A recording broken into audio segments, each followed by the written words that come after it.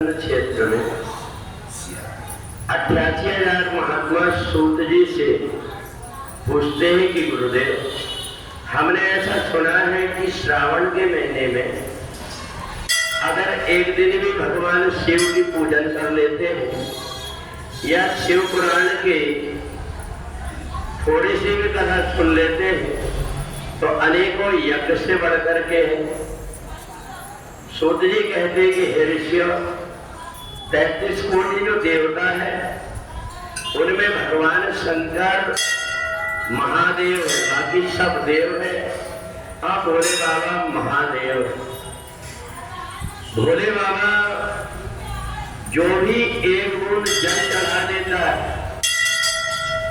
उसको कभी भूलते नहीं, और इसलिए हम घर परिवार में रह करके 12 महीने में हम ज्यादा पूजन नहीं कर पाते। गृह कार्य नाना जंजाला घर गृहस्थी में पड़े हुए, तो श्रावण के महीने में अगर हम भगवान शिव का पूजन कर लेते हैं तो हमारी जो अकाल मृत्यु का योग होता है वो दूर हो जाता है। और इसलिए भगवान शंकर के ऊपर जो जल की धारा होती है वो अपनी जीवन धारा भगवान शंकर के ऊपर जल चढ़ा करके, और हम कहते हैं भोले बाबा, जिस प्रकार से जीवात्मा को आपने मनुष्य शरीर दिया, हम और तो कुछ नहीं कर सकते, परंतु पत्रम पुष्पम फलम तोयम, जो कुछ भी हमसे बन सकता हम पूजन करते हैं।